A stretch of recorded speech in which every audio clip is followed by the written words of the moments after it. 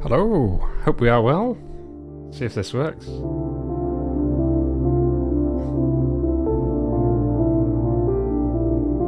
Test, test, test. Looks all good.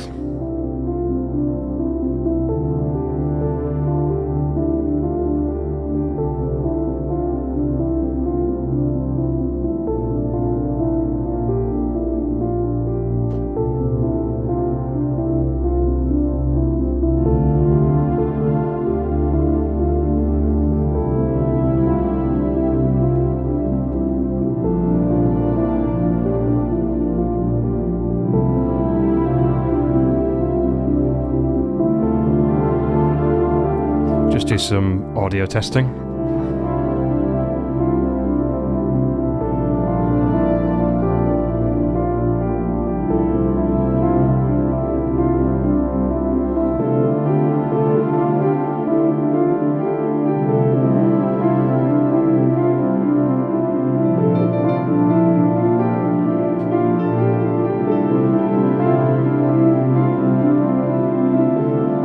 Just bringing that down a touch.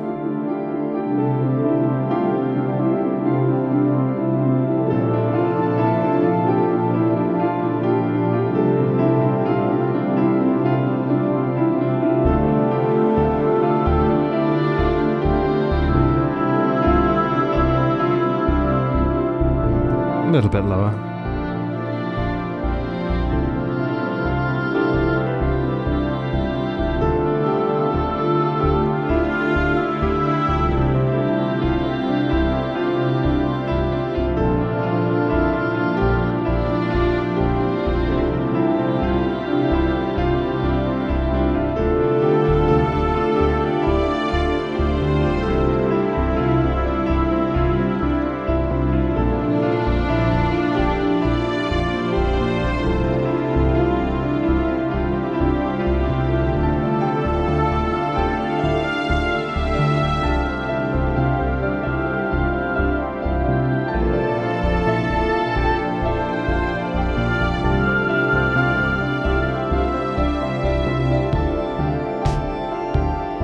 Okay, I've messed that bit up. That is what we are doing today. Not only understanding how that, there we are, how that lovely piece of music is put together, but how do you recreate it? How do you analyze it? How do you do all of those lovely things? So you have to bear with, because I'm battling my setup today. I've not done a live stream for a little bit, so it'll be a little bit messy than usual. But yeah, welcome whoever's watching live. Much appreciated. If you watch the VOD, also much appreciated. Welcome. So that track you just heard, hopefully you've heard it before. If not, all shall be revealed. But yeah, going to be looking at all those bits I was talking about, just reverse engineering it musically, acoustically, structure, all that type of stuff. So hopefully an interesting video if you've not got a clue. I'll try and keep it as educational without it being like too overwhelming, but yeah, we shall see. So let me just play about with this desktop setup. So that's full desktop. There we are. So we've got full desktop mode there. Let me just push the keyboard over a bit. It's a full desktop bit. Me with a cam. Hello. And then the full bit. So I don't plan on going for a break, as I've not got as much time as I would like today. But just going to boost my levels. 1 sec. There we are. So do let me know if anything looks weird. If it's laggy, it should be fine. Should being the important word, but I'm going to just jump straight in and kind of get stuck in. So I think we should have a nice little dual view, hopefully. Just down here, nope, down there somewhere. So how do you, if you have no idea how to analyze a piece of music, whether it's because you want to understand the actual music, whether it's because you want to reverse engineer some of the sounds, understand it better, one of the things you're going to want to do is get it imported into your digital audio workstation. I'm using CUBASE, not the latest version because I don't need it. But yeah, I've got CUBASE here. That's what I'm going to be using. If you're not a CUBASE user, Hopefully the tips and things that I go through, you should be able to apply to your own piece of software, hopefully. But yeah, so first thing first, let's go full desktop just for a second. So I've imported my track into my digital audio workstation, CUBASE. I've got a template that I've kind of just loaded it into. You don't have to have a template, but I find templates are really, really handy. If you have no idea what a template even is, template, it just lets you get started a bit quicker, trying to load up instruments that you're going to use. You might have things pre-mixed a certain way. Doesn't really matter. There's a million and one ways you can make a template. So in this instance, I've got a synth loaded. I've got some live audio tracks here. I've got 2 other live audio tracks. I'm just going to call them slightly differently. There we go. So they're grouped similarly. And then I've got some MIDI instruments here, which I will go through in a little bit. How does music work? If anyone has no idea how music works, you've got 3 ingredients. Besides the instruments you're using, what's the tempo or the feel of the track? What's the key signature? So what key is it in? Is it in G? Is it in G minor? Is it in C major? Is it in... Yeah. And then you've got the rhythmic kind of structure as well, which is the time signature. So time signature, without going too in detail with it, most tracks tend to be in 4/4. So you've got 4 beats to a bar. So if I was to do 4/4, you're going to hear a click. So that's 4/4. 1, 2, 3, 4. 1, 2, 3, 4. And then that's directly related to your tempo. So if I've got a really fast tempo, let's say it's 180, that measure of 1, 2, 3, 4, you just speed it up. So 1, 2, 3, 4, 1, 2, 3, 4. That's at 180 BPM. So you get your track imported into your software. Those are the 3 things you need to be able to figure out quite quickly. I say quite quickly, let's assume you're doing something professionally. So you import it in, and then what I'm going to do is just listen. Lots and lots and lots of listening and analysing. So some people really get stuck with this. There's 2 ways of doing it. You either sync up where you've actually got some data. So you see this start here. There's nothing happening on the visual, like before. It's just a straight line, isn't it? So that's the actual waveform. There's nothing happening there. You want to line up the start of where there's something actually happening, round about where the beat is. So I'm going to start it on 2. And then you can either visually look at the waveform and look for all these like spikes and peaks and troughs, yeah? And see if they align roughly on your grid with some part of this. So for example, if I was to play from 25 here, so I'm just looking where all these big peaks are, they don't quite land. If I zoom that in, it doesn't quite land on each of the bars. I wouldn't say, oops, let's go full screen there. I wouldn't say doing it visually is the easiest as a beginner. It depends on lots of things. If the music varies at all, if the music varies at all and there's no percussion or there's no like strong like transients or things that you can latch onto, you're going to struggle just trying to do it by eye. You're looking for really obvious visual spikes in activity from percussion, bass, drums, like whatever it might be. Mindful percussion drums, the same thing, but hey. So if I looked again, I'm going to look a bit more at the more dynamic sections here, because there's a lot more things happening here. So in that instance, if I just shimmy that along slightly, I'd be trying to map then. So you can almost see perfectly here, right? Let's just try and make that a little bit bigger. So this would be a hit, hit, hit, and then there's another hit there. it actually almost lines up, but there's this bit here. So if I play that with a click behind it, oops, that's a bit loud, isn't it? Try again. So let's count it. 1, 2, 3, 4. 1, 2, 3, 4. 1, 2, 3, 4. It's not quite there, is it? It's almost being chased. So you could either then adjust the tempo until it doesn't sound like it's being chased, or I'd do it another way. And I'm going to show you the other way because I think it's so much easier. So instead this way, I know it's somewhere about 120. So I'm going to sync it as I did before. And I'm just going to try and count it. So I'm going to make sure everything's got my tempo, sorry, my metronome going. Let's count it.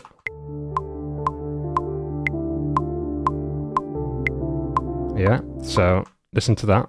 It's in sync for the first beat. Almost the second beat. So 1, 2, oh Christ, 1, 2, and then it's completely out. So what you could do is either, this is the trial and error bit, if you want to do it this way, is you either decrease the tempo then, let's say to 115, and see if that chasing effect gets better or worse. So actually feels worse. So if I put it back to 120, make sure it's roughly on the beats, do it again, and just increase it slowly, 5.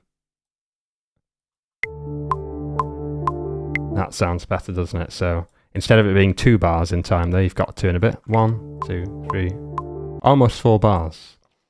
And if I keep creeping that up, I can guarantee you it's going to be about 130 BPM, round about here.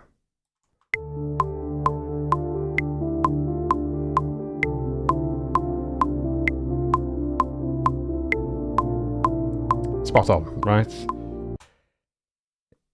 The thing to watch out for here is, does that tempo then change? Does the time signature change? So it's in 4/4.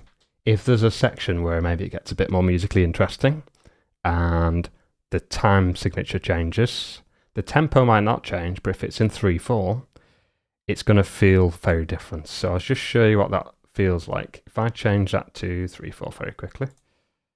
3/4 is kind of described as a waltz. So it's like 1, 2, 3, 1, 2, 3, 1, 2, 3, like that. So I'll sync it back up. Sorry, I didn't realise you didn't see that, but it's okay. So here we go. It'll sound completely different. So it's still in time, but where those kind of main beats land, it doesn't quite feel right, and that's where your time signature is important. So it's in 4/4. We know that's right. Let's try again. So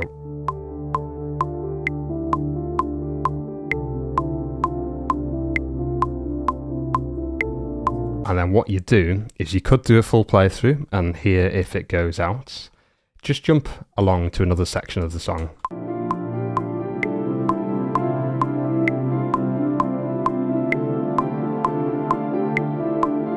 Jump a bit further along.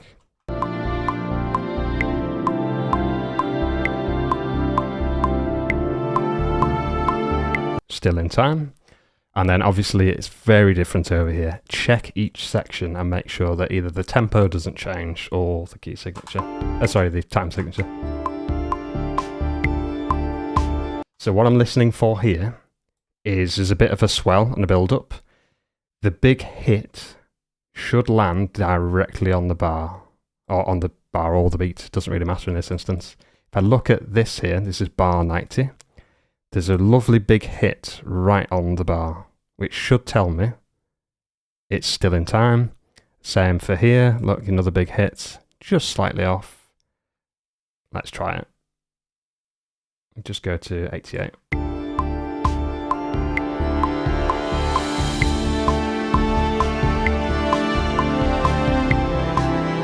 And it's still in time.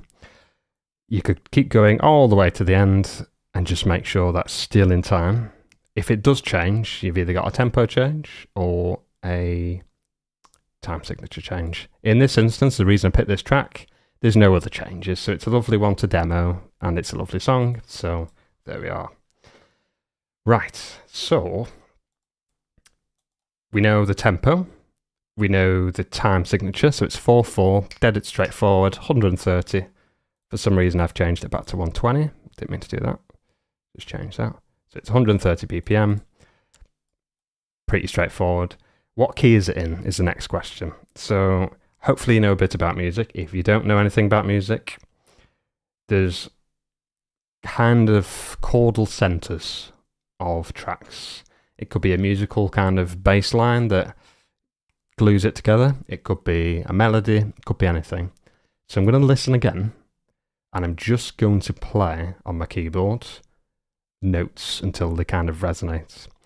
If you've not got a keyboard and you're not super musical, you can instead draw things in MIDI or your piano roll, and there's lots of Fruity Loop users.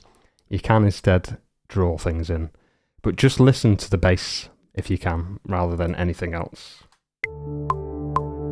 Get rid of the click.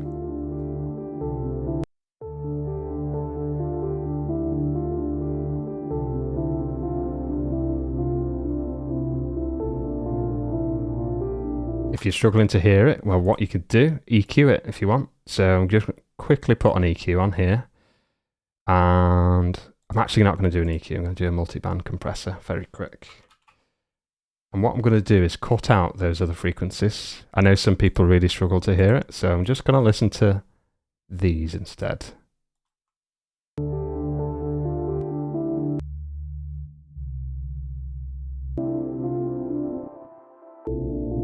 There you go.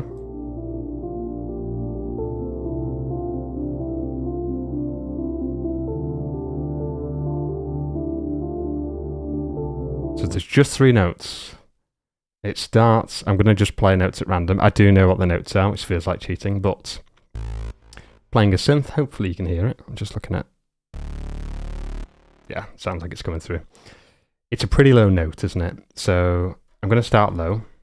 Let's just flip the cam over 2 secs. There we are. So that's what I'm hearing.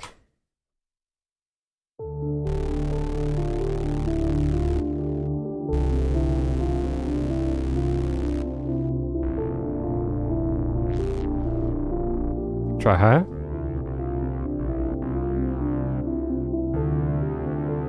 If you're not quite sure, try some other notes.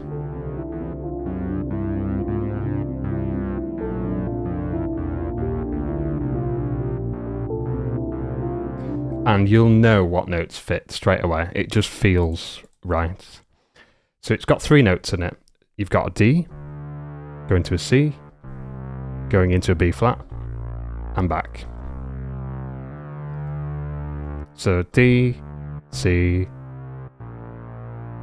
that could be a B flat, it could be an A sharp. And what you do then is you go, okay, well what notes, what keys have those notes in? Well, it's either going to be a D major or a D minor, straight off, dead easy. Those are your basic ones. It starts on a D, let's keep it simple, start with a D major. So, if it was D major, oh, D major does not have a B flat. So, is it D major? Oops, Christ. Try it on piano. Appreciate some people don't like synth sounds. So, what else is in there? Oops, Christ, you can't see the keyboard. That would be helpful, wouldn't it? What else isn't in there? There's no C in D major.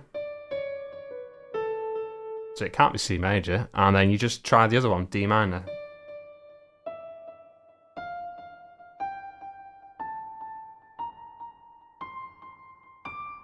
Well, D minor's got both of those notes. Just lock in, just try it. So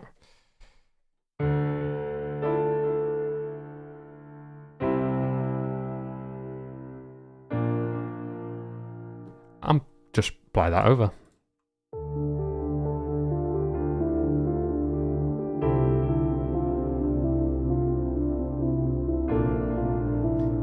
Definitely works, yeah.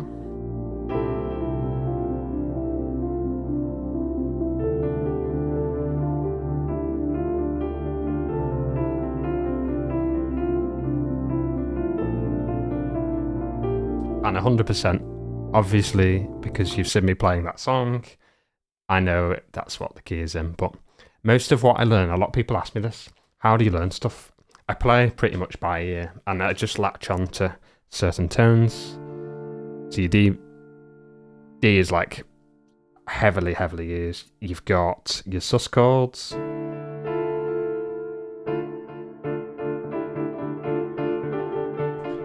There's loads of core chords that a lot of music uses.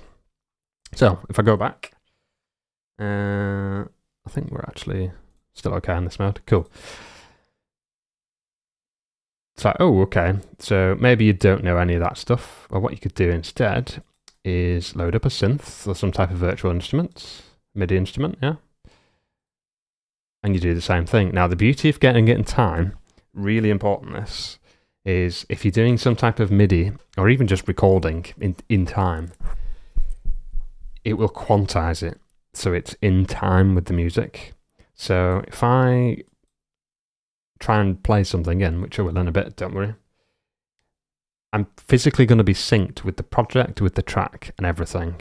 So I can straight away start writing stuff in. So if I flick into the software for a sec, I don't like that view. Let's just make it full screen. There we are. So I said it was in D. So what I can do, play a D note in. I'm going to change them to big, long, full notes. It was a C.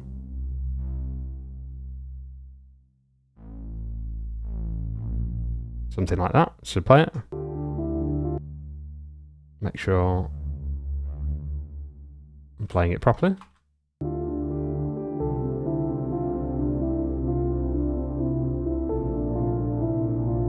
And then it goes back up. That's the power of MIDI, right? So I can sync that up now. I could mute the track there, just see if it sounds right.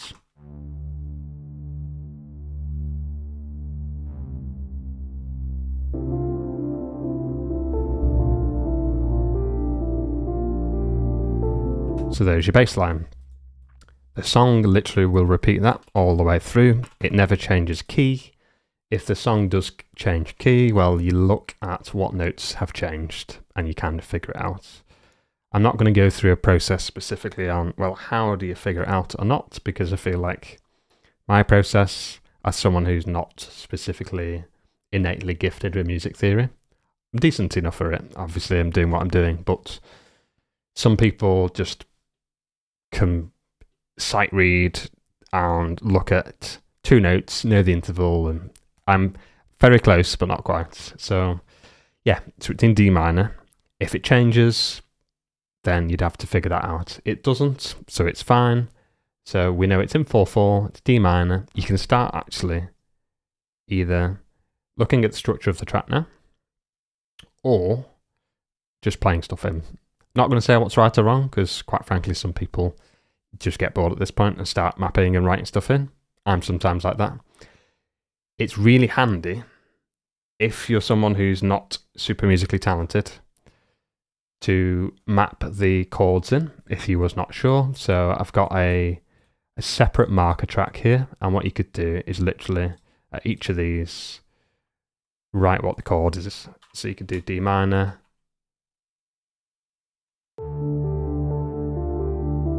C minor, or is it C major? I think it's major.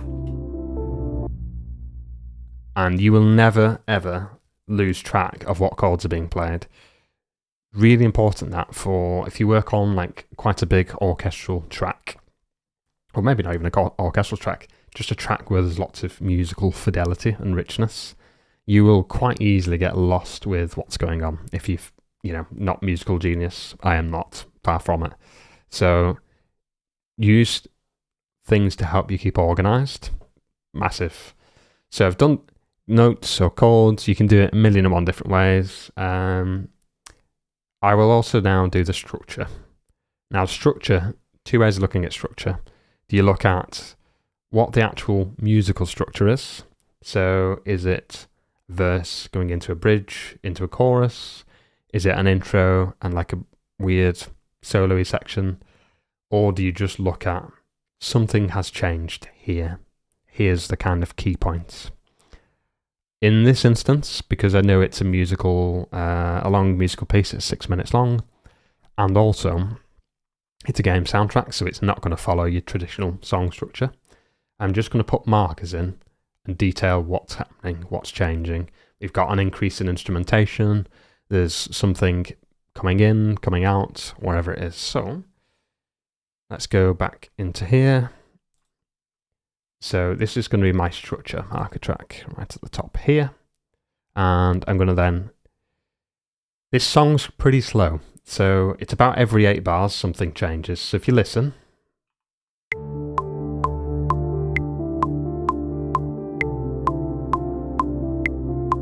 Bar 4.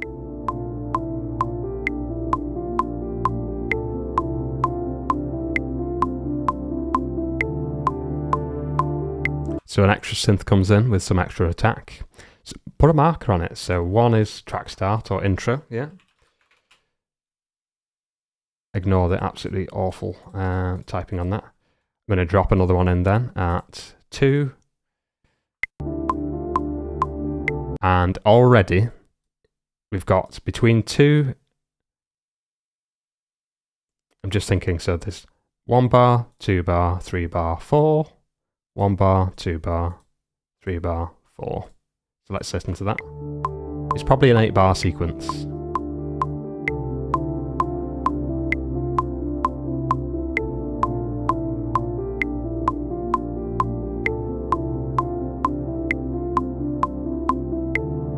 Okay, so bar 10, something else comes in.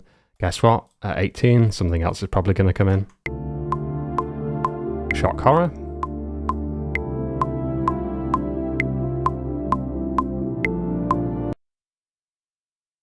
Bar 24. Sorry, it's not 24, is it? 18. There you go, 26. Another synth coming in. And you just do that for the entire track. I'd love to do it for this one. And you could put in the notes there, obviously, extra synth. You could put, you know, synth cutoff, something, synth filter, filter, not filthier, filter, roll off, loads of different things. And markers are there for you to keep it organized, yeah? But every 8 bars, because it's a slow developmental track, it will just keep on developing. So I'm going to do it just a couple more times. So 26, 34. Next is 40. Sorry, it's 42. Ignore my absolutely. Then it'll be 50. That's the big one. Orchestra comes in at 50. Yeah. So I'm like, okay, when I'm now thinking of this, I need to make sure, in terms of like this internal texture map I've got, loads of synths, and at bar 50, right, we need to start writing some orchestral stuff in. So, and once you've done it a few times, it's really straightforward, providing there's no changes to the tempo, everything else. So I'm going to just start writing stuff in now. So what I will do is I'm going to get the synth going. I'll change the cam angle 1 second. I'm trying to fly through this because I've not got as much time as I'd like. Real. So it's in D minor. I've got a lovely synth here. Don't like that synth.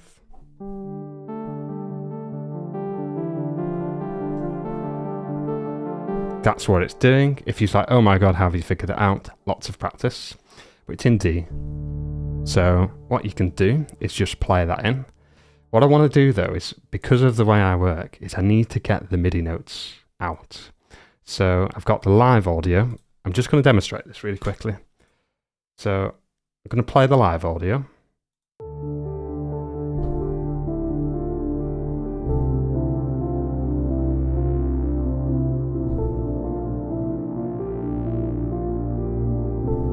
I'll just do 8 bars.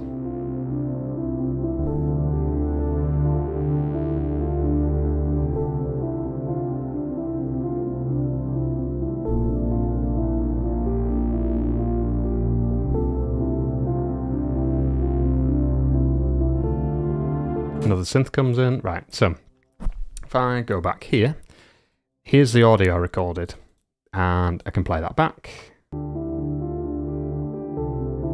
You know, I can change the levels.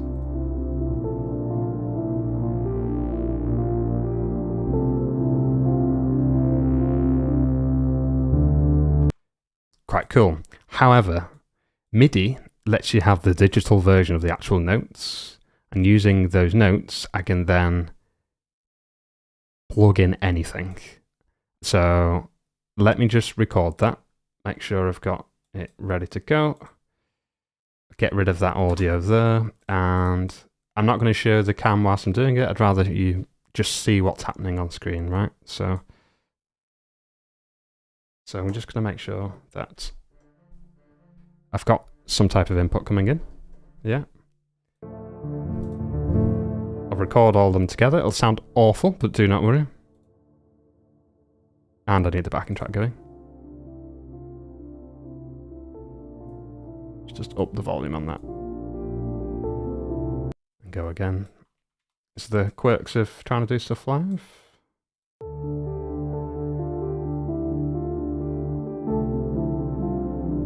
Okay, that's working. Focus on the yellow section here.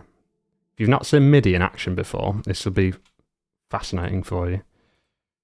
Okay.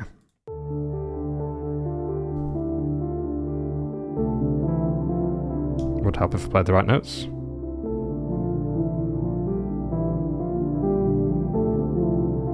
Okay, try again. Wow.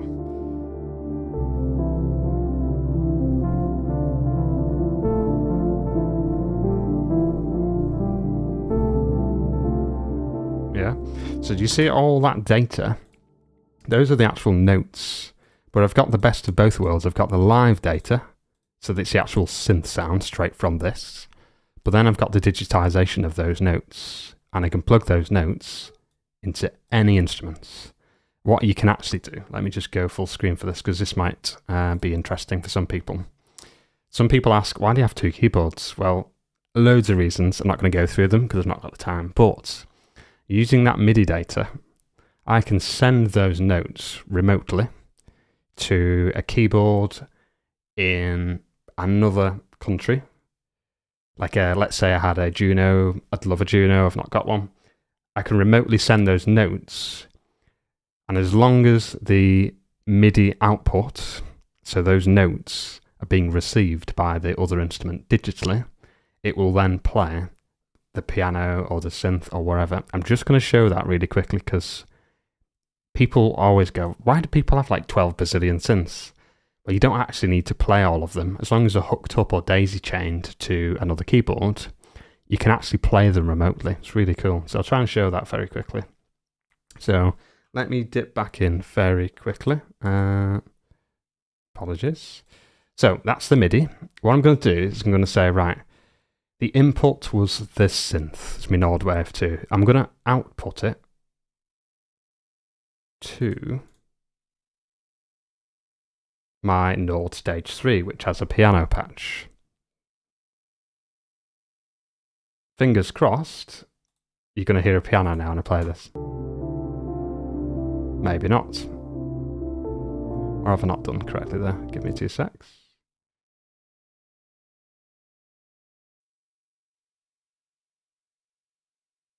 Why is that not working?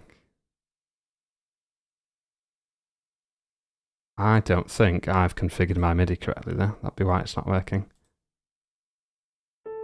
Oh, there you go. Right. Just so there's no magical nonsense, let me go full screen. I'll do the half one. That should be half and half. So my hands are off the keyboard. Look what's being played here. Yeah. It's very poor playing, but that is playing this, yeah? Because I've told it, play the MIDI and put it into this. You can directly attach two keyboards together so that you can literally be playing both at once. But you can also do it the other way around with some MIDI stuff. So that's what this sounds like. First, I just literally play it. There's no pre-made kind of magic going on. It's just, if I played something ridiculous, I don't know. I'm just going to draw some nonsense in. Maybe not too much nonsense, but something like that. I'd never play that, but it's literally playing my gorgeous piano samples out of here. So something really, really, really, really cool that you can do with MIDI. But anyway, it's really cool if you're a sad man like I am. But if you wonder why people have 12 bazillion keyboards, that's why. Because if you really love the sound out of them, well, you can play them remotely and do all this really cool stuff. So I'm going to take this one step further now. And that MIDI, I'm actually going to plug in to a flute. So I have a sample library of some gorgeous sounding flutes. So if it's to play very quickly, just on my... So this is...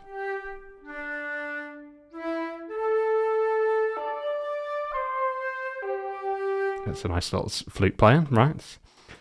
That's where MIDI comes in. And two ways of doing MIDI. You can either draw it in, or you can play it in. I will always, as someone who was musically not very talented when I was younger, I never played anything in. Even with my quirks and my tism and everything else, I will still play something in, because what's really hard to kind of capture is a human performance. You might play it out of time and out of sync, but normally people are really quite expressive with how they play the individual notes. Trying to replicate that after the fact is really, really, really difficult. It's far more time consuming to try and map the velocity than it is to just sync something up. If you don't believe it, just try it for several hours and see which takes the most time. Honestly, velocity mapping is really difficult. So I'm going to play this back in properly. I'm going to use my piano this time because I think piano is more responsive. So what I'm going to do is I'm going to say to my software, take the MIDI in from my Node, from this. I'm going to load my electric piano patch as well. Quite a nice sound. And I'm going to make sure I've got the recording going for them all. And I'm just going to do a couple of bars. So let's count myself in. Hit record. And what I'll do is I'll try and get the dual cam going. See if that works. That should be working, hopefully.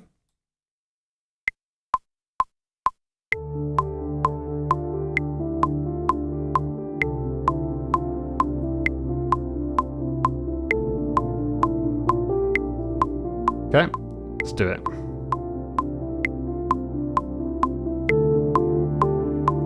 Would help if I played the right notes, wouldn't it? Let's try again. I'm always worse when I'm live.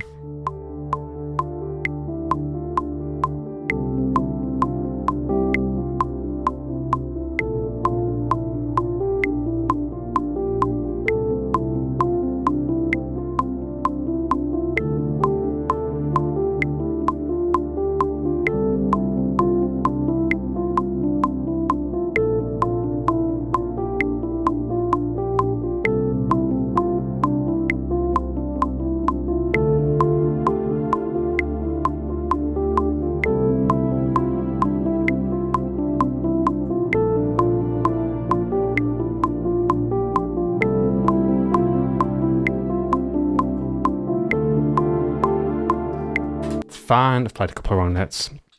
I've got the best of both worlds though. This is my keyboard sound. I'm going to mute it for now.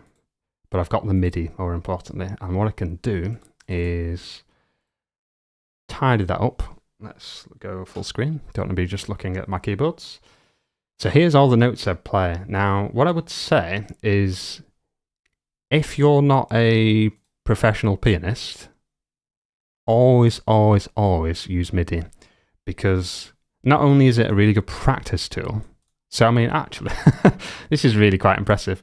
Look how on time I was this one time. It's very rare I'm on time, but these bass notes are almost perfectly on time. And as the performance goes on, you know, it gets a bit sloppier. But it's a really, really nice practice tool to see how kind of in time you are. So if you're just a normal piano player and you want to figure out how in time you are, it's a really, really handy tool. So I'm going to just do a really quick lazy quantize as eighths, because that's the tempo of the song. And then what I'm going to do is get rid of the backing track for a sec. And I'm going to plug that into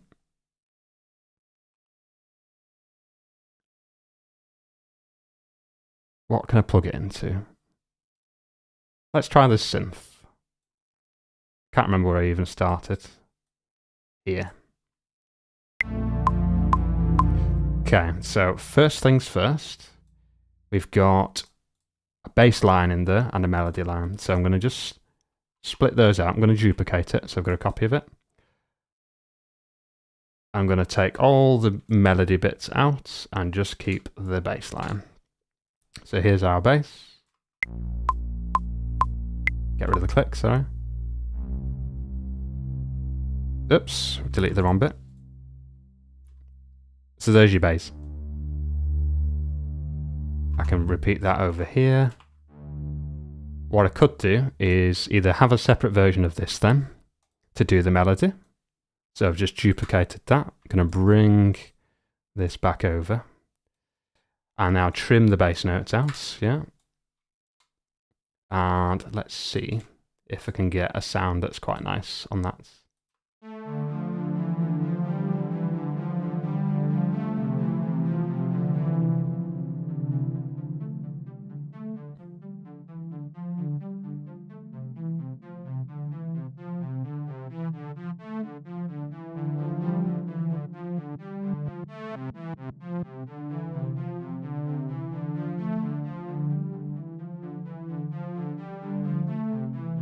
Let's try that. So I need to find where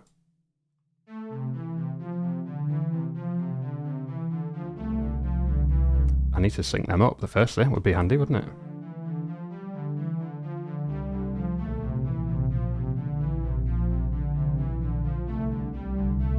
So that's the, here we go. Oops, sorry. Might be there. There you go.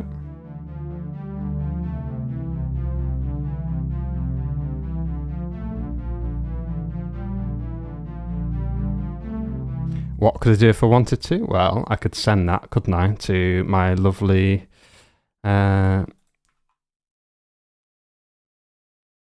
could send that to my lovely electric piano if I wanted to. Get rid of the click. Is it actually playing anything? No, because I've not unmuted that. So just get rid of these for a second.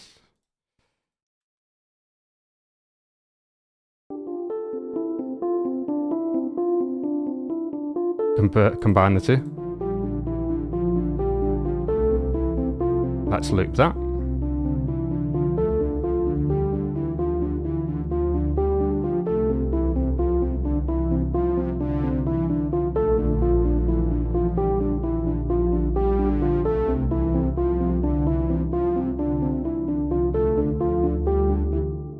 Not sure I like the synth, I'll be honest. I'll just keep tweaking it.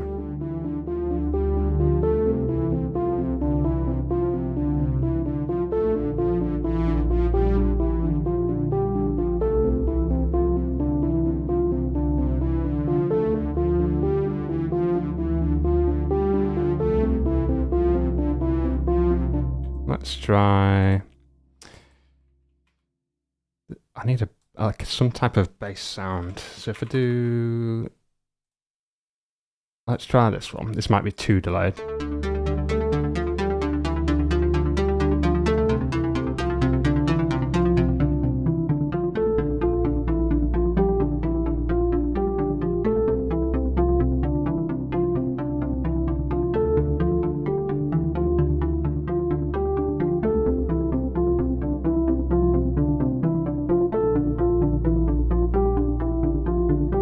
too plucky, isn't it? So this is where the fun is, though. And let me just go back to normal cam.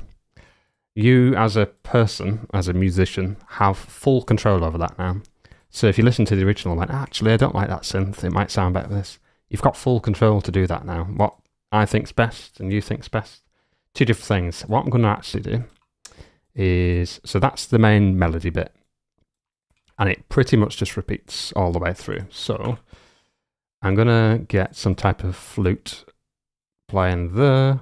Specifically on, so remember the way the sections go, so it's every 8 bars something comes in. So instead of it being so synth heavy, I'm going to bring in some orchestral stuff. Oops, get rid of that synth.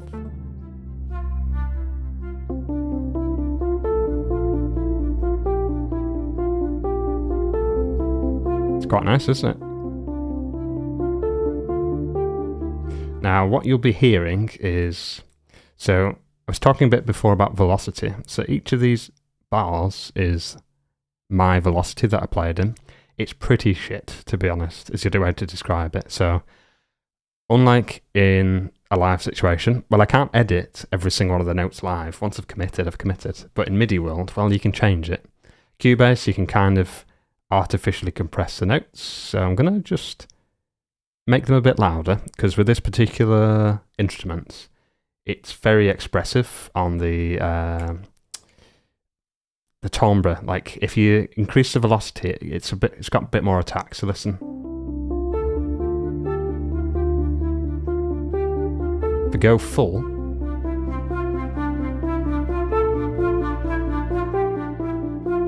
big difference, right? So now what I can do is, this song is all about texture. It's not musically complex because it's texture. It's telling a story. The way the game is, it's very much like you're starting off as a tiny little blot in the galaxy and you go on to conquer the entire galaxy, right? The song's quite representative of that. By the time you get to the end of it, you know, you can see that it's this really huge fat waveform, isn't it? Because, well, sorry, it's this bit.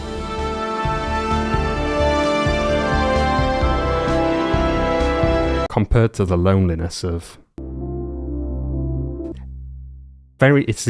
musically, it's really beautifully simple, and it's such a fun track to play with then. So what you can do is, knowing that as the song progresses, it's getting more intense, you can program in on the MIDI to make it more intense, right? So the way I would make it more intense in this case is actually increase the velocity like that. Yeah, so I'm going to just be really lazy for a sec. I don't like doing this, but I'm going to copy that MIDI over onto a piccolo. I'm going to put it an octave higher, but I'm going to lower everything like this. And what I'm going to then do is the first playthrough, make it pretty quiet. You see how it's got this nice little graph, oops, besides these odd notes. And what you should then hear, hopefully,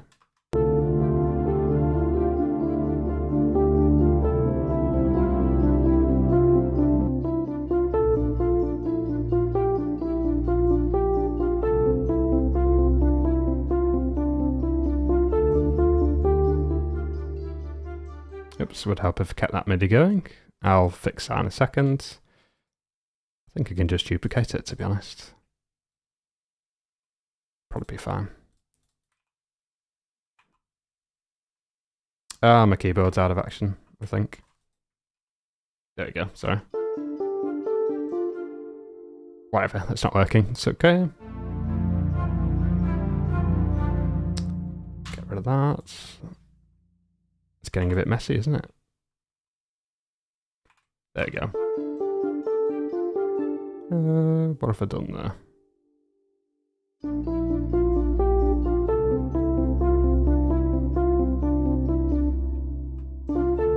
That's better.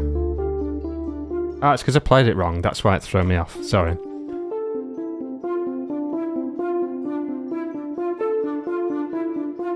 So here are the flutes are getting more intense. That's because of how they've been programmed in there. And the beauty of this track then is it's just layers upon layers upon layers, isn't it? So if you listen.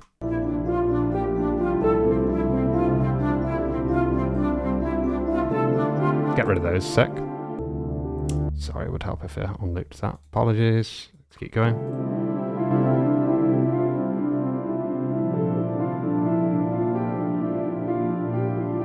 Let's skip to where the orchestra comes in.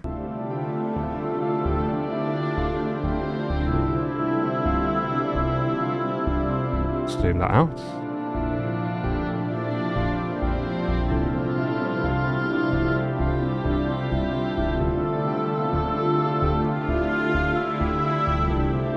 So let's keep developing that, yeah?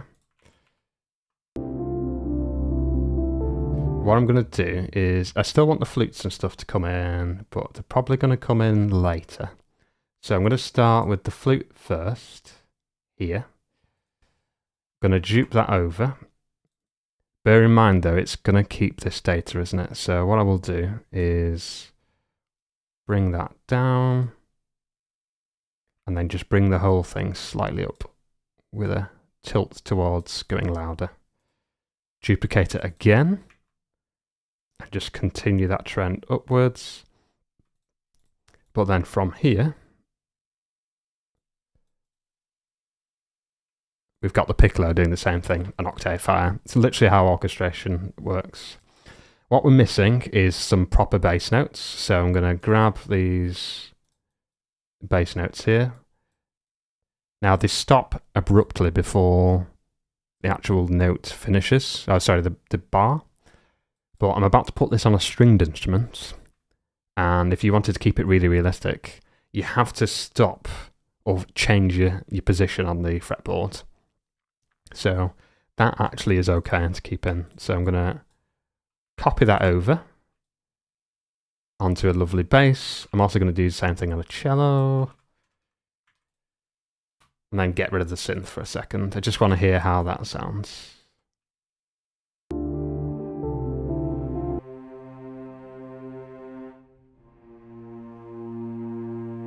Now, something's going on with that bass.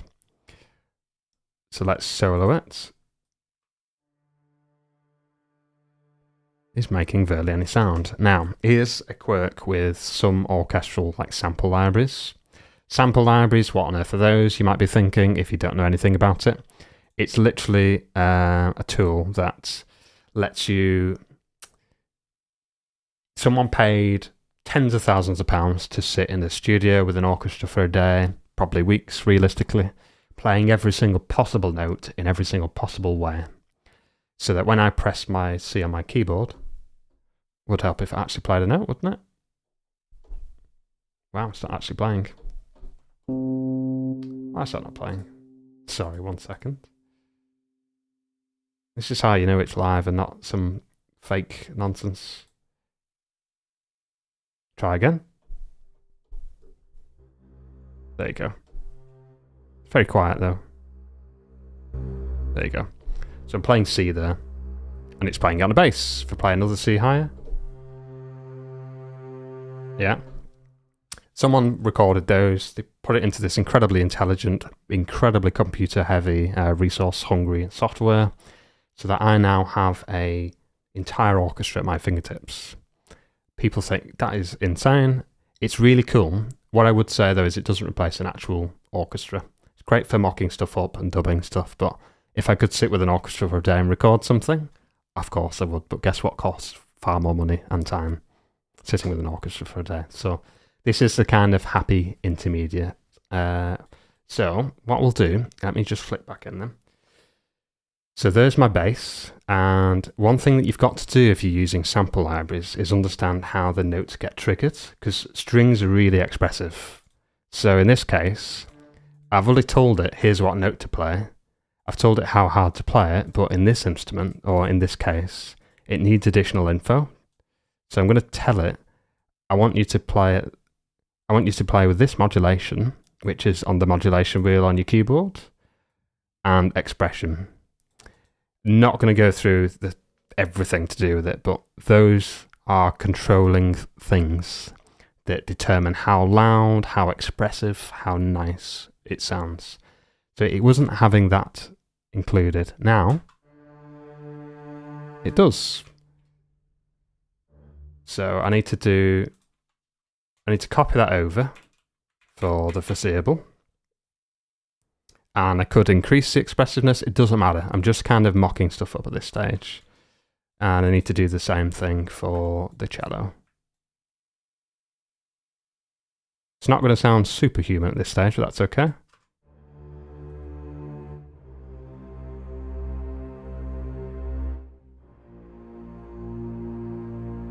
Here you have that fall off, yeah. So I'm going to keep going.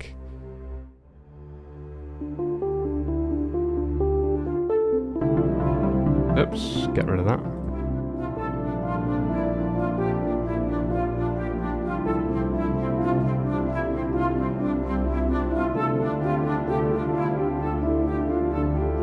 Ooh, I've pinched something up there. That's okay. We'll just dupe it for now. Sorry, I'm mindful of time. As much as I'd love to spend loads of time going through it, I've just not got it today. So, what's happened here? Let me glue these together so you can see it. Probably better. Let's go full screen. So these are the individual note velocities. You see, it builds up and builds up and builds up and then falls off a cliff. So what I want to do is fix that cliff, put it back to normal, roughly. I don't mind being really destructive with the MIDI, because if anything, it's going to make it sound more varied and realistic rather than robotic. Just need to fix, I'll tell you what, it's an easy way of doing this. I've overcomplicated that. If I trim off the excess, and then when I duplicate that section, bear in mind it's 8-bar sections, so that's okay. What I can do is if I grab this 8-bar section here, you creep up the velocities like that. And then when I do the next section, and paste it over, just keep it going upwards and upwards and upwards. Maybe take a bit more of that off, something like that. And then when you glue it back together, you're looking for this nice steady increase. That's going to drive that kind of texture and the expressiveness. So let's try it.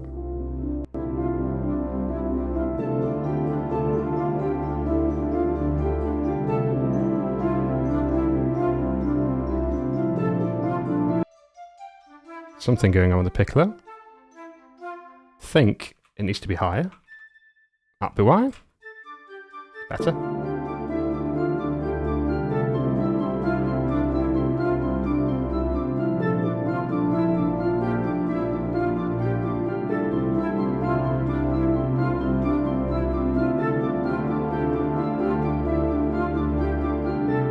And I could be adding layer upon layer upon layer. And it's just how it goes, right? It's how this song works. So let's keep that going.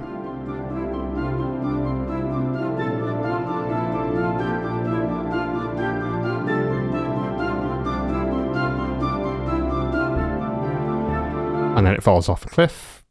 Yeah, that's fine. I'm being really dramatic for the sake of just trying to get the point across. That's fine. So I think this probably increases too much. So a bit quieter. That's probably better. It just comes in a bit too harshly. I could mix it and balance it, but at this stage I don't want to do that.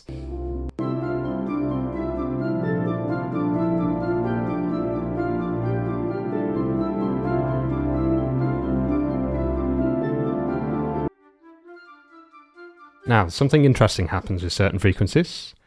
This piccolo, because it's really high pitch, it pokes through the mix despite it being a good 10 decibels or so lower. Just what happens. You know, it's a high frequency, it pierces and punches through the mix more. Something to watch out for if you're using sample libraries. I'm going to do an example of this, hopefully. I'm going to do a little cello or something, I think. So let me just add a cello or some type of... Let's do a violin leading line.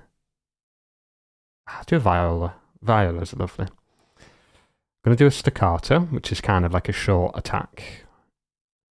Now, if I try and copy this over, one thing is going to happen. It's going to be out of time.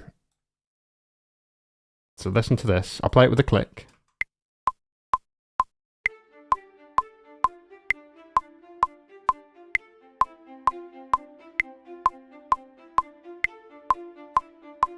Here it's ever so slightly out of time. So the reason for that is the way sample libraries work. You're sending a signal to it. Your system is then going, ooh, okay, so you've played C. Okay, I'm going to give you a C.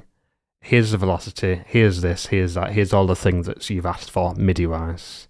I'm going to now send that back. The there and back takes time.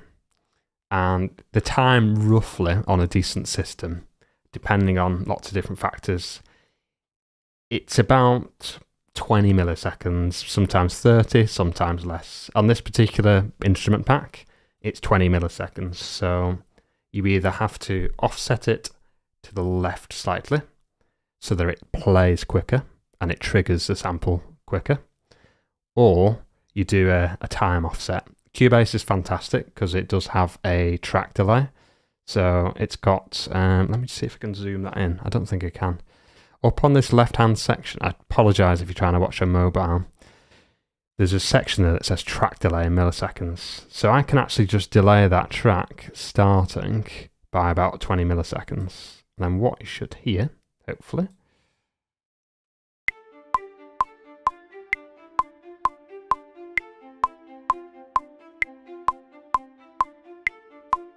that's much better, isn't it? So let's start putting this all together.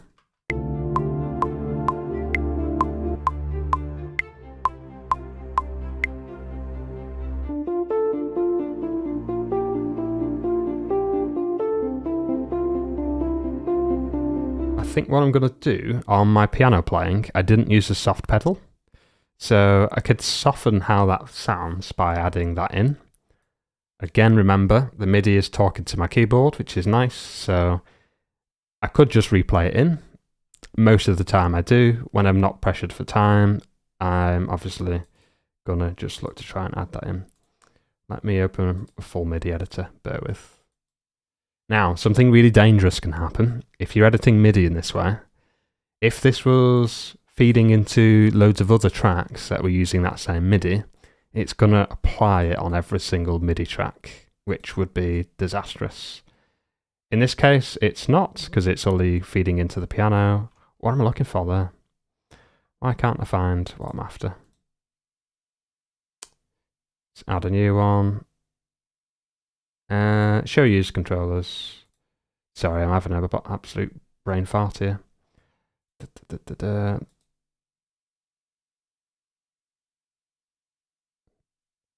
For some reason, I need to be able to select all my other stuff, which is hidden. System exclusive, show all events online. What on earth? Normally you can right click and get every single MIDI controller. I'm just having a brain fart. Create controller lane. No, it's fine.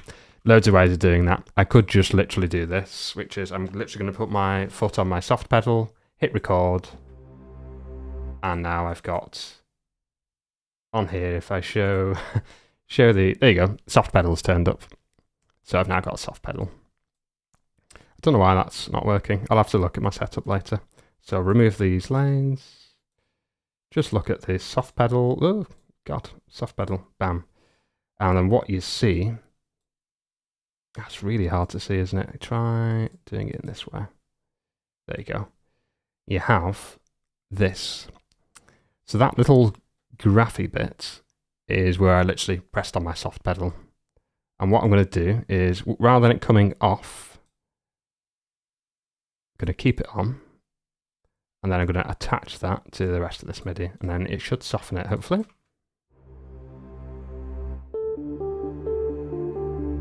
There you go. A little bit softer. And then maybe by the time I get over here, I can just turn it off.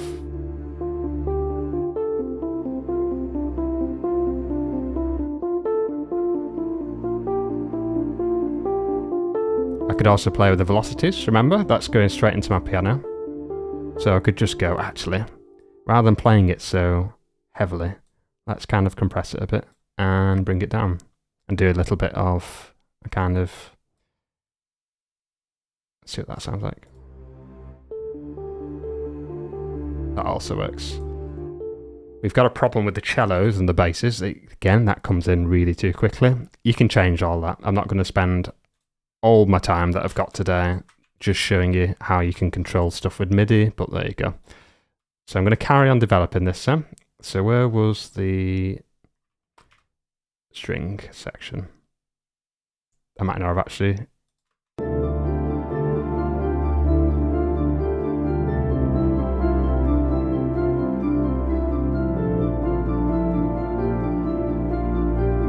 There. Going to bring a viola in here. Need to watch the range of the viola. So viola doesn't play super high.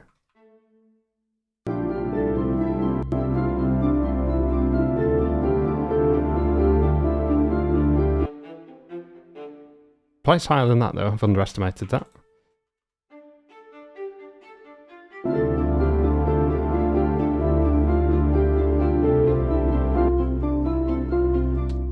I've copied the wrong bit there.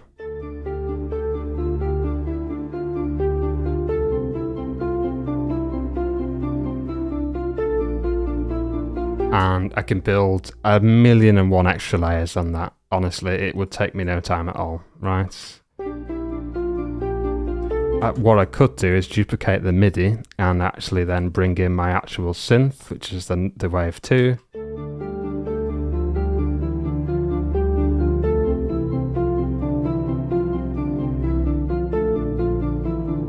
Make sure it's actually playing it. It is. And you're just building layers upon layers upon layers. We're missing the melody line, aren't we? Which is here.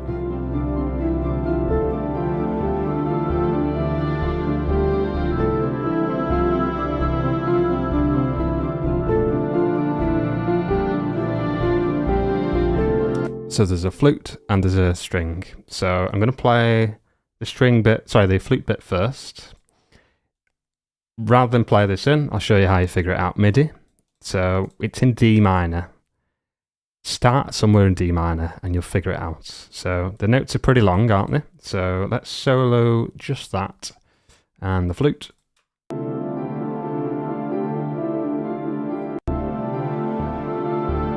Let's loop it up.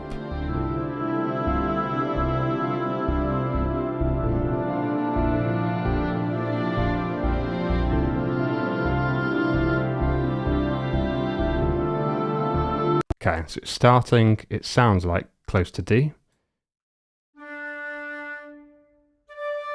Let's try it there. I'm pretending like an imbecile on purpose, I promise, but you just chuck something in. Not quite there.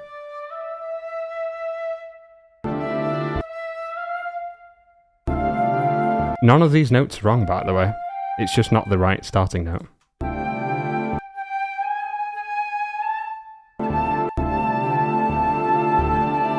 And then it changes, yeah?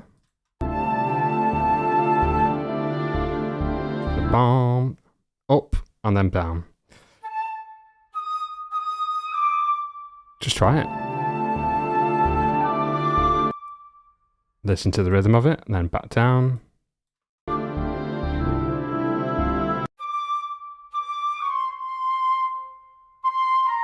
I'm just going through the scale, pretending like I don't know anything about music, yeah?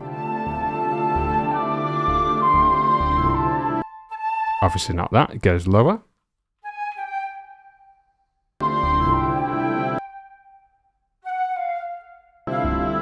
It goes lower.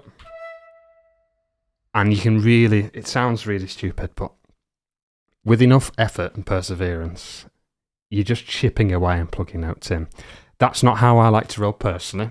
I mean, I can't say I'm a musician. I'd love to say I'm a musician, but I struggle playing stuff live. I'll always try. I love trying. But if you really cannot play music at all, you can still play stuff in with MIDI. I promise you can. I'm now actually going to try and let the musician in me shine, and figure out those notes. So I'm going to, mindful of time, let's figure that out, get the notes going. I'm going to hook up the violins as well, hopefully.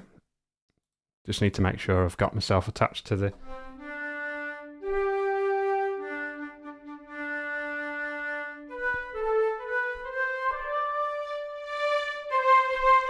There we go. And I'll get the other violin in as well.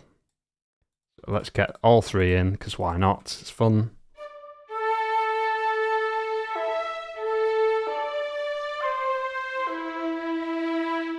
And then what you will see, if I shimmy that over, this mod wheel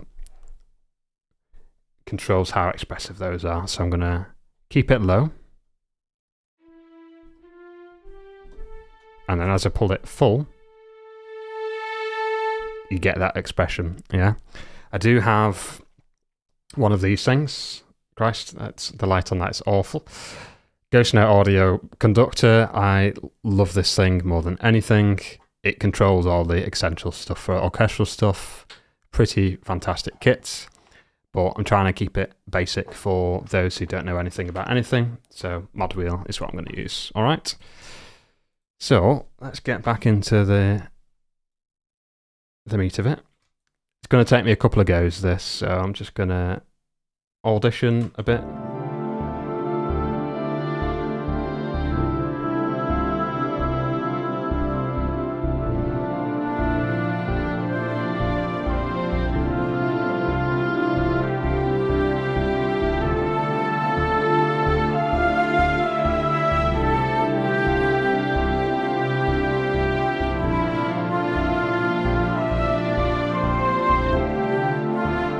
Okay. Let's make it longer, it's fine. Dead easy. Oh, shit. I just realised you can't see the mod wheel stuff I'm doing. Let's just... I'm going to just resize... Oh, it's not going to work, that. I'm going to do that. There you go, you can see the mod wheel now, so that should work. Let's go for it.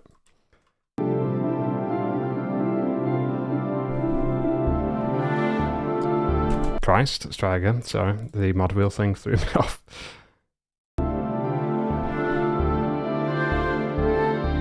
It's fine. Just demo it.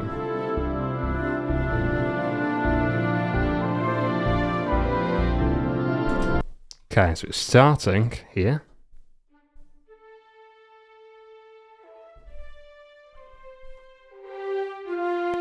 Doing all that, yeah? So let's go for it.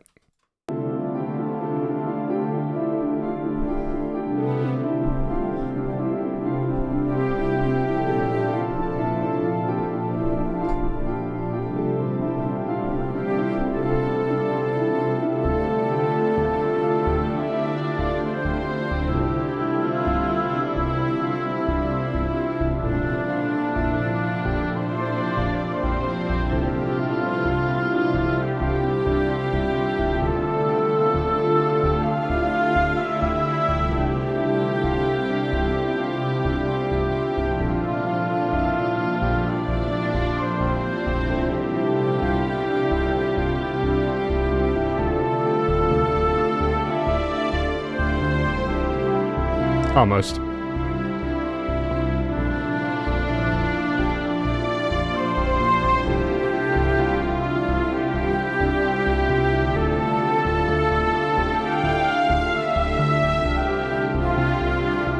Almost. So what you can do, because we know that's what the melody is, you could either fix that or you keep going and you master it. I'm always one for, I try and play it always, because the sense of achievement as a musician, learning something by ear and then getting the expressive right. So here you can see this is me where I played with the mod wheel to kind of match it. let's just see what that sounds like.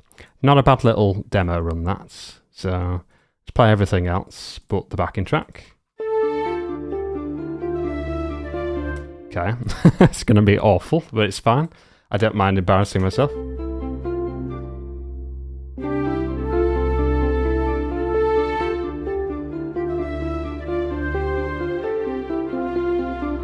And what I'm listening for is the balance, whether the notes are right, all that type of stuff, yeah?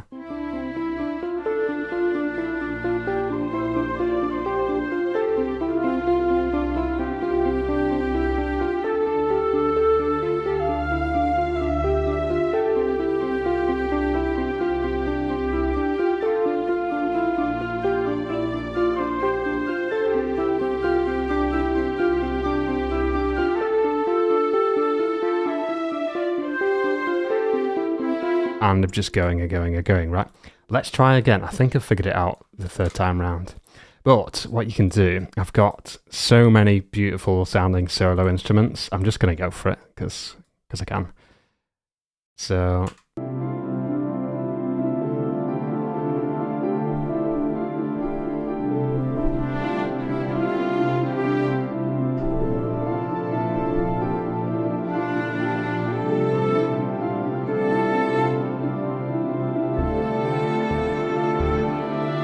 Christ.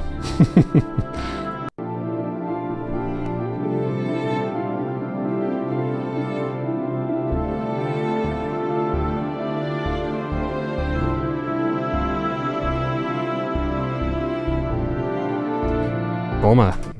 Well, oh, I wasn't even recording. It's fine. It's fine, guys. Love this track. It's so good.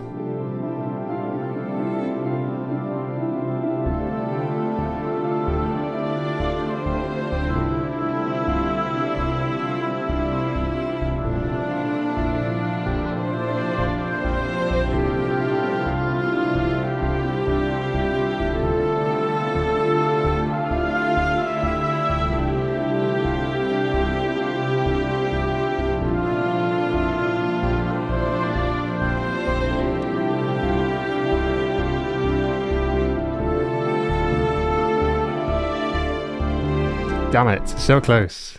But it's quite nice that, wasn't it? So let's try with all the other bits.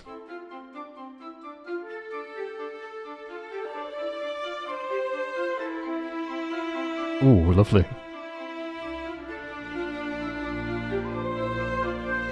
So the beauty of it being MIDI, again, I don't like always doing this, but I can fix it. We can fix them. So I can shimmy that over there.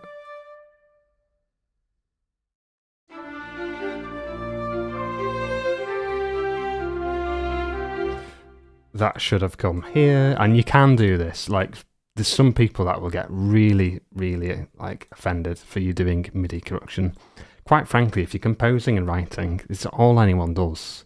But as an actual musician, I always try, if I can record something in an actual take, I will, because it makes it more real for me. So.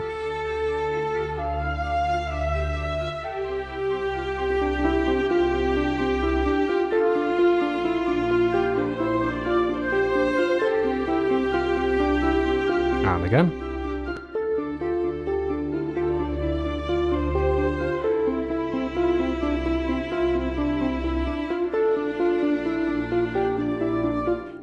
Kind of drops off there. Be interested to see. That's why, because I only corrected the one note. Yeah, so let me undo that, and I'll try and fix it on the three of them, not the four of them.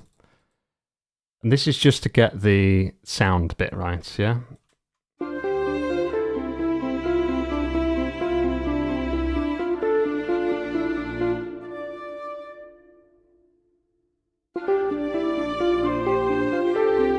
Now, I don't fix, there's some people that will fix every single note. I am not for that at all. I think I like having these little errors in there because it makes it sound human.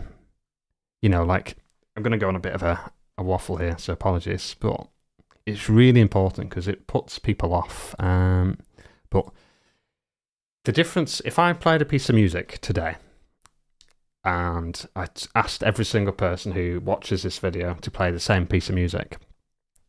What makes your version, and my version is how you play it.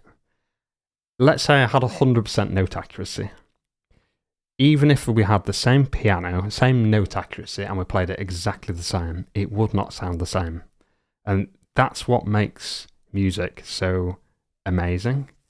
But there are people who will think, oh, I've got to make it exactly quantized and perfect here and perfect there. And it's like, it's the imperfections that make it your piece of music.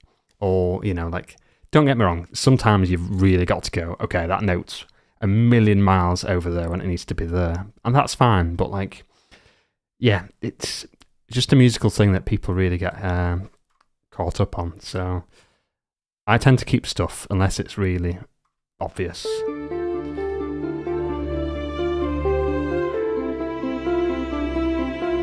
That's quite nice, isn't it?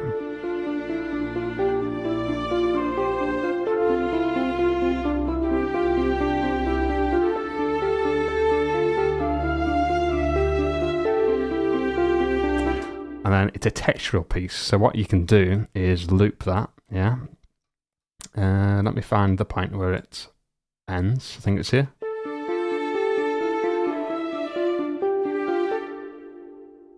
Let's get the backing.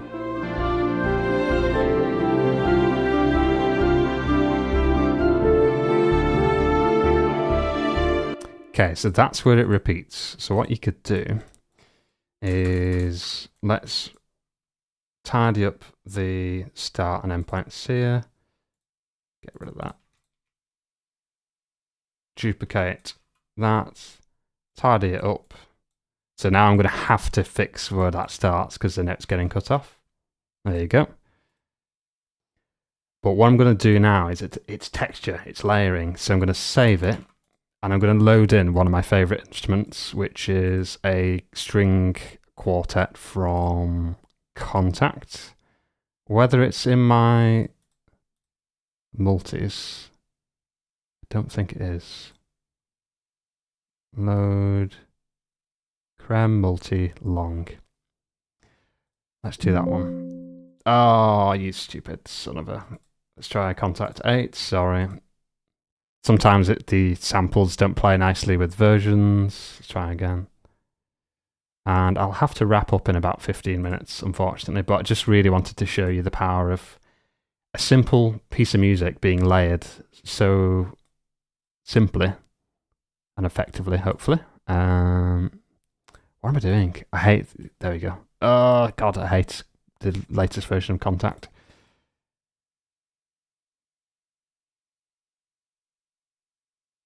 Oh, God. Why does it drive me insane? I don't want to have to reload everything in manually.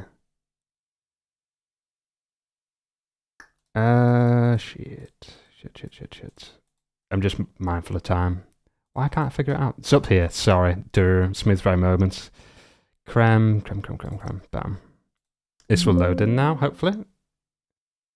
There we go. Right.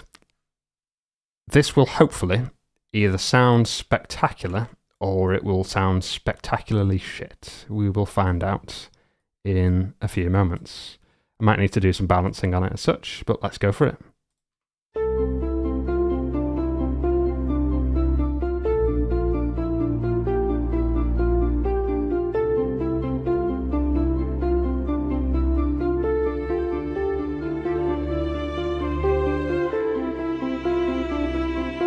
It's lovely, that.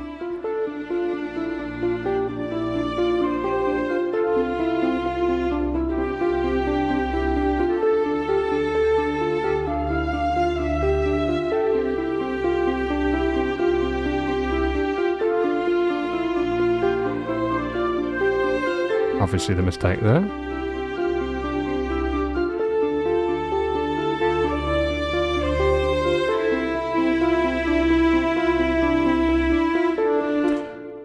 That sounds phenomenal. However, it gets better. So the way an orchestra works, it's layers and layers and layers. I've only got, this is going to sound silly, I've only got 2 violins playing there. It's going to introduce now a viola doing the same line but an octave lower. So viola comes in. That's going to take a second to load. We lower that down. We chop out that, and we're going to call that viola. I will do another session on how you organise and the mix, because that's a whole other debate. But we got a viola. I may also add a cello as well. So I'm going to duplicate that. And I'm also now going to introduce a cello. Let's do a leader. Leader lines tend to be more expressive than normal cello lines. Depends, but just need to be mindful of how much additional texture's coming in here. So I'm just going to do a little bit of quick mixing. So I'm going to just lower some of these down. So the viola's going to sit slightly left. Cello, just headbutted my mic. It's going to be slightly right. Right, let's play this. And then I might have to end with this.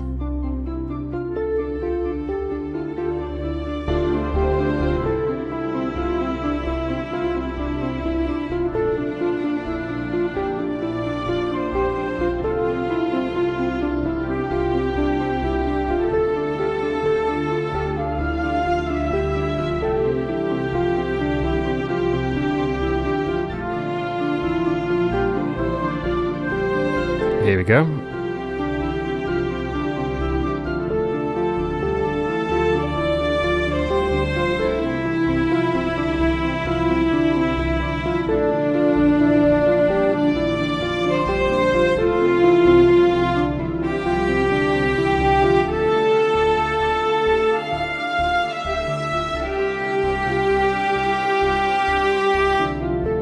A little bit bow heavy, it's fine. I've not even checked if that's balanced. So what you do now is you go through section by section.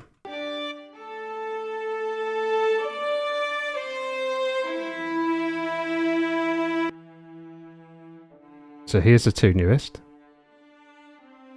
that I added. They're a little bit quiet, and I think the reason they're quiet is I didn't bring over the really important data, which was, so there's some modulation stuff, but there's no expression. So I'm just going to set the expression at a flat level. You wouldn't do this, I just replay it and do the velocity control, the expression control.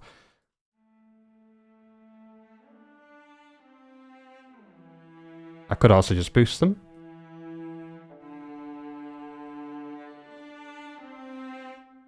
So let's make that a little bit more uniform, might help.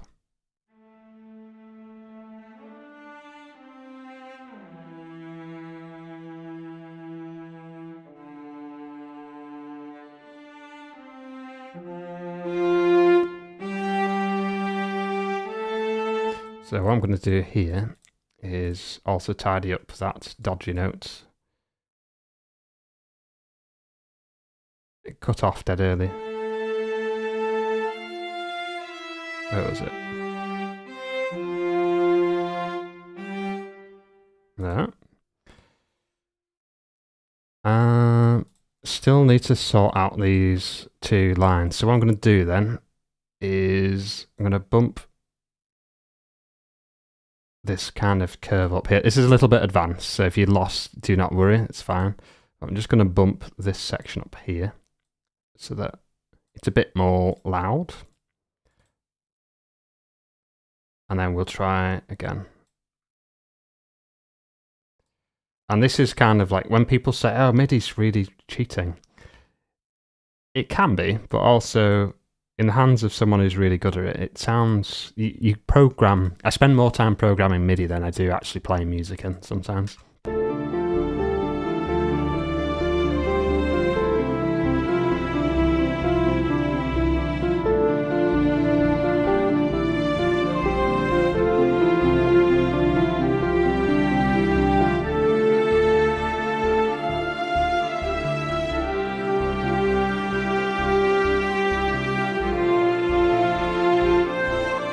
Obviously need to fix that, so it just goes up, doesn't it? And yeah, So I'll get rid of that, move it over there, and I think it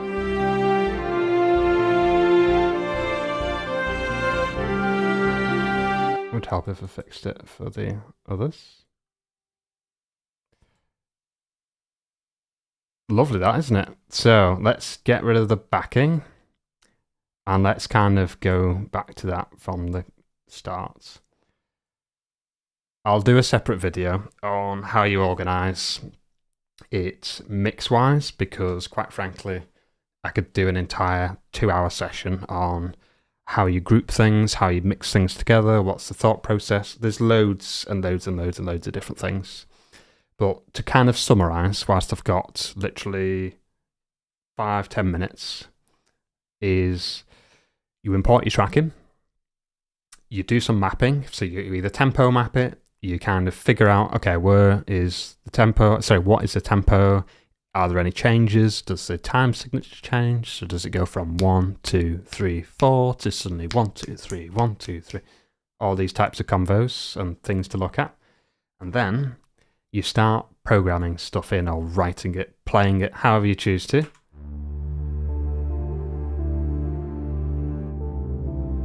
So I've got the bass lines in. I've mapped the texture, yeah. Got some MIDI in.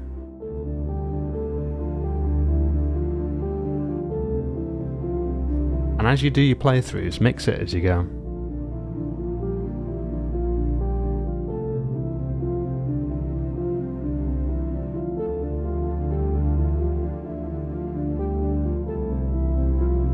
It's coming in.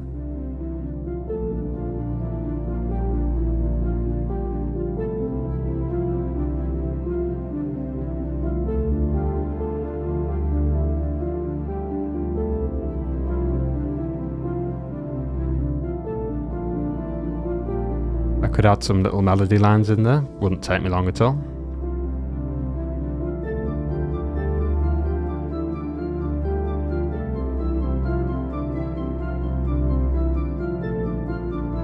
And remember, I kept the mistakes in here to make it sound more real and different.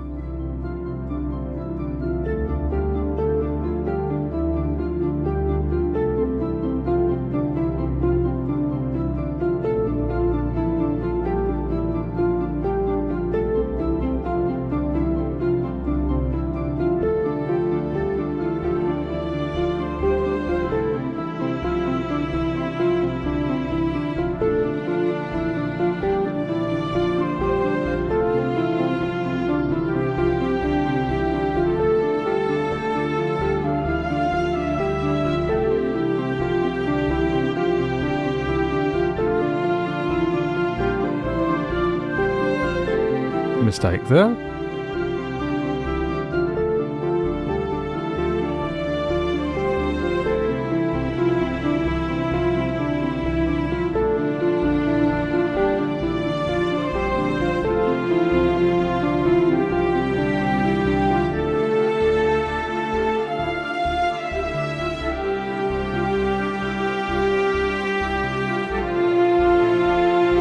And then it's going up and up and up and up. How lovely does that sound though? So I do actually have probably 5 minutes left. So I'm going to really whirlwind overview on mixing very quickly. I'm not going to be able to do it justice, but one of the things that will happen with pieces like this is it will evolve and evolve and evolve. You go from 3 instruments to 20 to 50 to 100, depends what your appetite is like.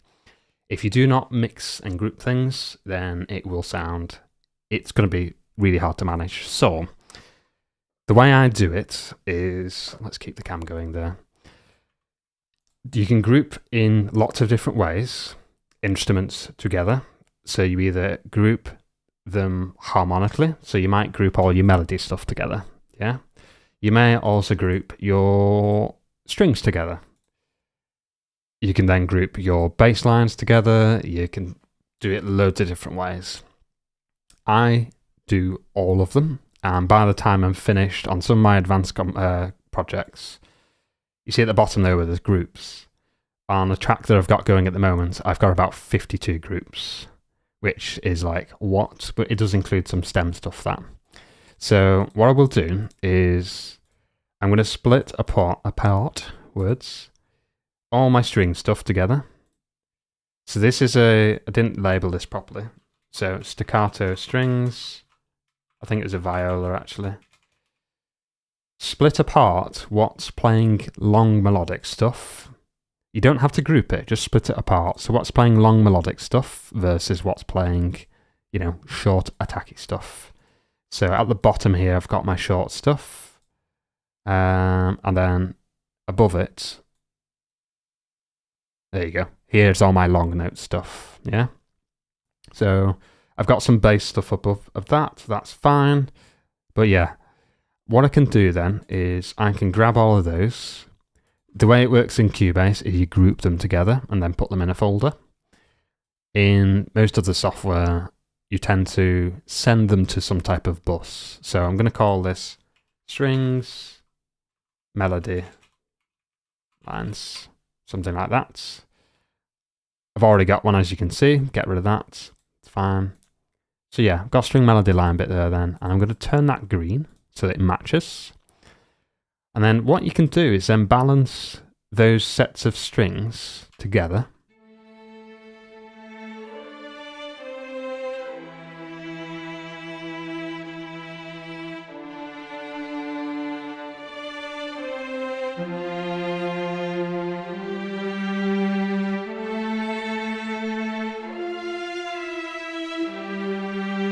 Yeah.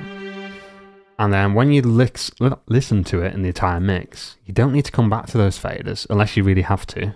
You can pretty much ignore them and just focus on that one big one then. So if something sounds too loud or soft then, well, I'll just use this big fader. Oh Christ, you can't even see it. That would be helpful, wouldn't it? Sorry. There you go. There's one big fader down here, which, let me see if I can zoom that in. That will help. So this one big fader down here instead. So instead of having to try and control 5 faders at once, I just control this one over here.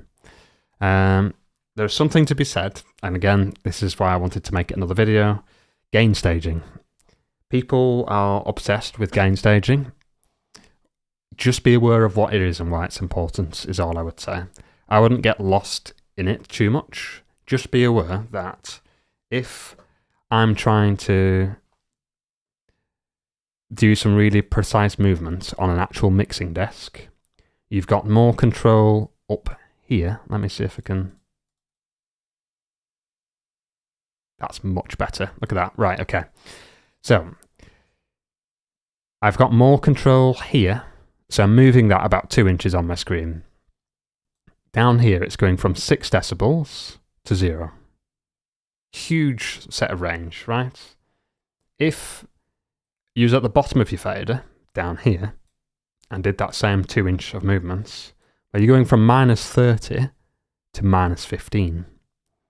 So if you're trying to do precise movements, it's far easier up here.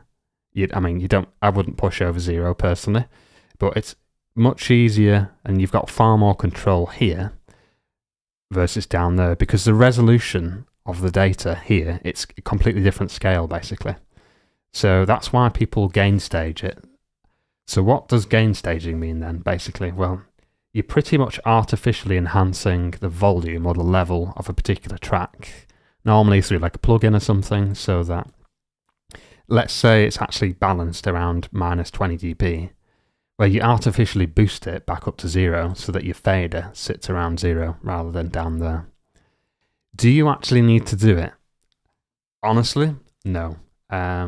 If you're using a physical mixing desk, different story. But in the digital world, you've got digital metering. So you can just look at the number. It says, okay, it's -0.019. Okay, I'm going to change that to -1.19 instead of trying to do it on a fader. But if you're old school, or if you're using an actual physical desk, or you're going to actually then go and physically use a desk, you're going to probably be gain staging somewhere. But in the purely digital world, it's absolutely not necessary. It's just good practice, because there's no reason not to do it unless you're, really stuck in your ways and pedantic. So, and yeah, I don't even know where else I was going to go in terms of topics that I was going to discuss today, other than keep your project organized as it grows.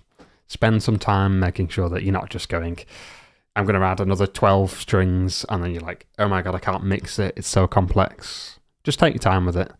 What I would say is, if you're actually writing your own music, as opposed to just doing an example like this, make sure that you actually try and separate composing from mixing where you can.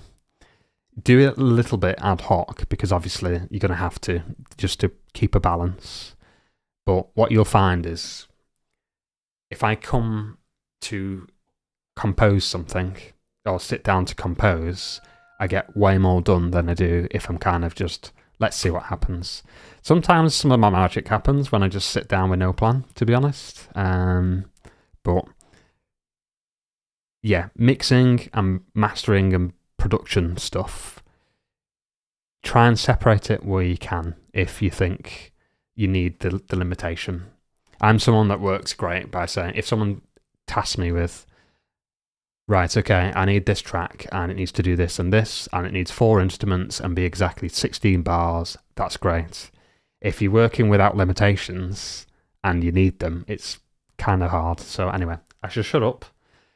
No breaks. I've been at it for almost 2 hours. So thank you for those who've been lurking and watching. It's much appreciated, genuinely. Do leave a comment, subscribe, all that stuff. If you want to see more of it, I love live streaming. Sometimes I just can't do it. I'll chop this down into loads of digestible chunks when I've got the time. And yeah, if you want to support, just stick around and keep doing what you're doing. But thank you very much. Have a lovely rest of the day wherever you are. And yeah, see you for the next one, hopefully.